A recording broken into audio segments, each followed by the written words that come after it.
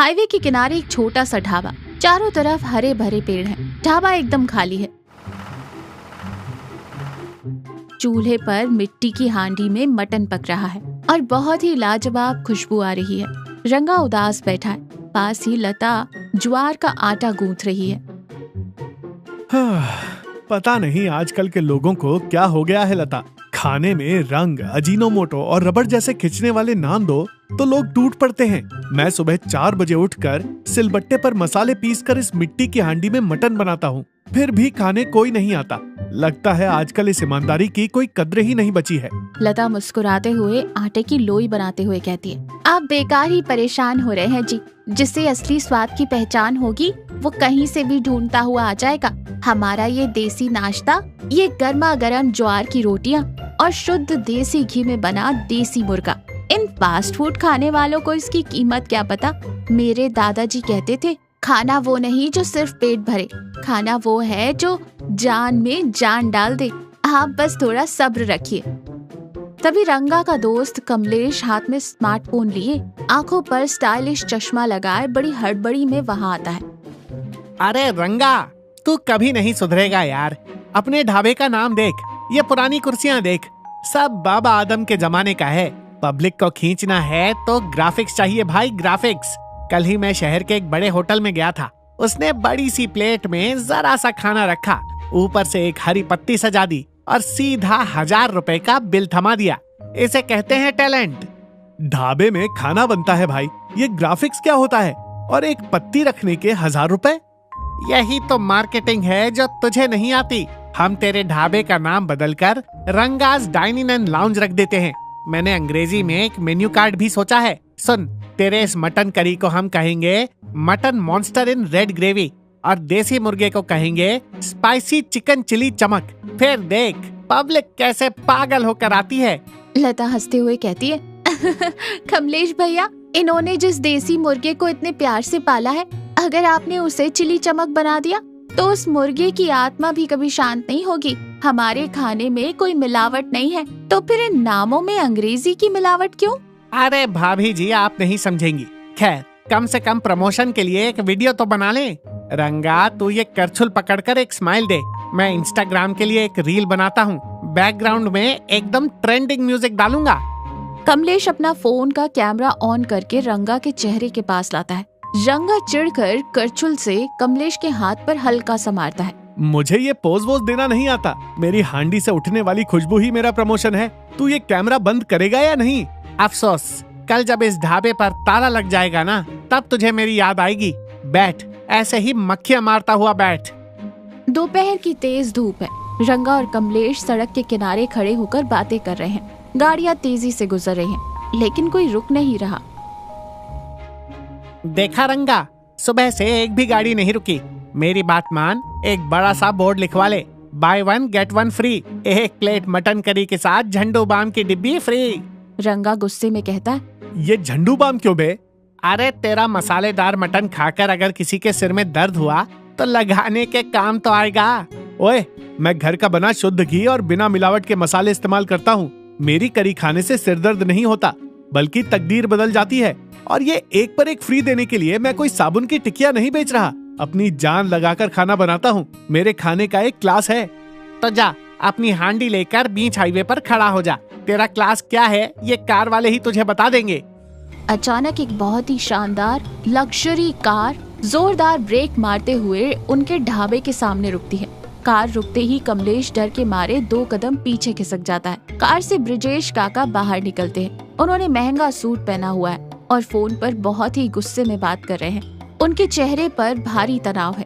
ब्रिजेश काका फोन चलाते हुए कहते हैं, वो 500 करोड़ का प्रोजेक्ट कैंसिल होता है तो होने दो। मेरी जान से बढ़कर कुछ नहीं है। डॉक्टर ऑपरेशन की कह रहे हैं। मुझे कुछ हजम नहीं हो रहा, पेट में भयंकर जलन है। फोन रखो तुम। वो फोन काट कर अपना पेट पकड़े हुए झुंझलाहट के साथ ढाबे की तरफ देखते हैं। कमलेश तुरंत अलर्ट हो जाता है और अपनी टूटी फूटी अंग्रेजी झाड़ने की कोशिश करता है। कमलेश रंगा के कान में फुसफुसाते हुए कहता है, ओए रंगा, बहुत बड़ी पार्टी है, कोई अरबपति लग रहा है। ये जो भी पूछे तू बस अंग्रेजी में यस सर बोलना। ब्रिजेश काका के पास जाकर कमर झुकाकर कहता है, welcome sir, please sit sir, our hotel is natural AC sir, cool breeze. काका चारों तरफ देखते। क्या मिलता है यहाँ खाने को? मैंने दूर से कोई होटल समझकर गाड़ी रोकी थी, ये तो कोई छोटी सी झोपड़ी है, यहाँ तो मक्खियाँ भिनभिना रही होंगी। रंगा मुस्कुराते हुए बहुत ही विनम्रता से हाथ बांध कर कहता है, बाबूजी, हमारी झोपड़ी छोटी जरूर है, पर हमारे दिल बहुत बड़े हैं। यहाँ पिज्जा बर्गर नहीं मिलेगा, लेकिन गर्मा गर्म ज्वार की रोटियाँ, मिट्टी के हांडी में पका हुआ देसी मटन और देसी मुर्गे का रसा मिलेगा। आप बस एक बार बैठ जाइए। ब्रिजेश घबराते हुए कहता है, मटन करी, देसी मुर्गा, अरे उसमें तो तुम लोगों ने दुनिया भर के मसाले, नकली रंग और लीटर भर तेल उड़े रखा होगा। मुझे अल्सर है, गैस की भयंकर बीमारी है। तुम्हारा ये खाना खा लिया तो पेट में आग लग जाएगी। नहीं चाहिए मुझे, जा रहा हूँ मैं। सर, इसे मार्केटिंग नहीं आती इसलिए ऐसा बोल रहा है। आप कहेंगे तो हम इस मटन को पानी से धोकर इसका सारा तीखापन निकाल देंगे, ऊपर से खूब सारा चीज और टोमेटो सॉस डालकर आपको परोस देंगे। आप बस बैठ जाइए सर। बाबूजी, मेरे इस दोस्त की बेवकूफी भरी बातों पर ध्यान मत दीजिए। मैं फैक्ट्री में बने पैकेट वाले मसाले इस्तेमाल नहीं करता। मेरी पत्नी खुद सिलबट्टे पर धनिया, जीरा और काली मिर्च पीसती है। मैं बाजार का तेल नहीं, घर का बना घी इस्तेमाल करता हूँ। मेरा खाना आपके पेट में आग नहीं लगाएगा, बल्कि ठंडक पहुँचाएगा। आप दवाइयाँ खा खाकर थक चुके हैं। मेरी बात का यकीन मानकर सिर्फ एक निवाला खा लीजिए। अगर आपके पेट की जलन कम न हुई तो मैं हमेशा के लिए अपना ढाबा बंद कर दूंगा। ब्रिजेश काका रंगा की आंखों में वो गजब का आत्मविश्वास और सच्चाई देखकर हैरान रह जाते।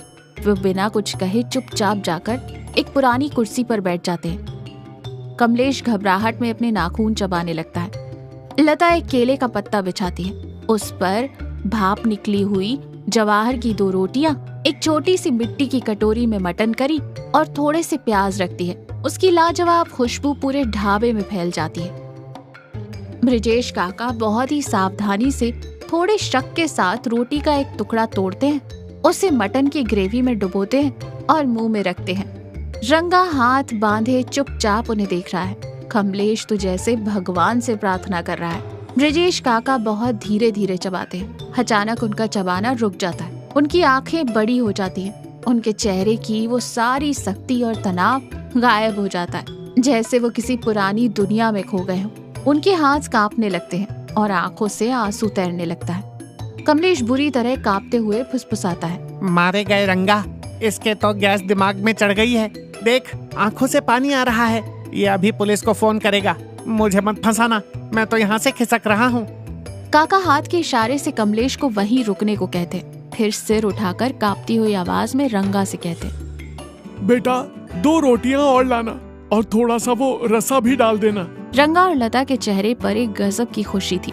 कमलेश का मुंह आश्चर्य से खुला का खुला रह गया। ब्रिजेश काका किसी भूखे बच्चे की तरह वो दोनों रोटियां मिनटों में साफ कर देते हैं। खाने के बाद वो अपनी आंखें पोंछते हैं और हाथ धोते हैं और भावुक स्वर में कहते हैं, मेरे पास हजारों करोड़ की दौलत है बेटा।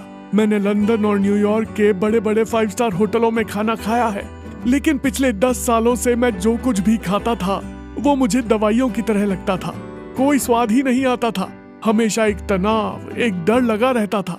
लेकिन आज जैसे ही मैंने तुम्हारा ये निवाला मुंह में रखा, मुझे 50 साल पुरानी बात याद आ गई। मेरे गांव में बारिश हो रही थी और मेरी माँ ने ठीक इसी तरह मिट्टी की हांडी में लकड़ी के चूल्हे पर मुझे मटन बनाकर खिलाया था। रंगा, आज तुम्हारे इस खाने में मुझे हूबहू मेरी माँ के हाथों का स्वाद मिला है। 10 सालों बाद आज जाकर मेरा पेट भरा है। मेरी आत्मा को शांति मिली है। रंगा भावुक होकर हाथ जोड़कर कहता है, बाबूजी, आप ऐसे आंसू मत बहाइए। आपको इस तरह तृप्त होकर खाते हुए देखकर मेरा जीवन सफल हो गया। मैंने ये खाना कोई व्यापार करने के लिए नहीं, बल्कि अपनी जान लगाकर बनाया था। ब्रिजेश काका आंसू पोंछकर मुस्कुराते हुए कहते हैं, तुम्हारा ढाबा छोटा जरूर है रंगा, लेकिन तुम्हारे खाने का रुतबा आसमान से भी बड़ा है। आज के बाद तुम ये सोचकर दुखी मत होना कि यहाँ ग्राहक नहीं आते। तुम्हारी इस ईमानदारी का मैं तुम्हें एक इनाम देता हूँ। कल से मेरी फैक्ट्री में काम करने वाले 500 कर्मचारी रोज दोपहर का खाना तुम्हारे ही ढाबे पर खाएंगे। लता बेहद खुश है। 500 लोग ये तो बहुत खुशी की बात है बाबूजी। कल से आपके कर्मचारियों के लिए मैं खास देसी मुर्गे का पुलाव बनवाऊंगी।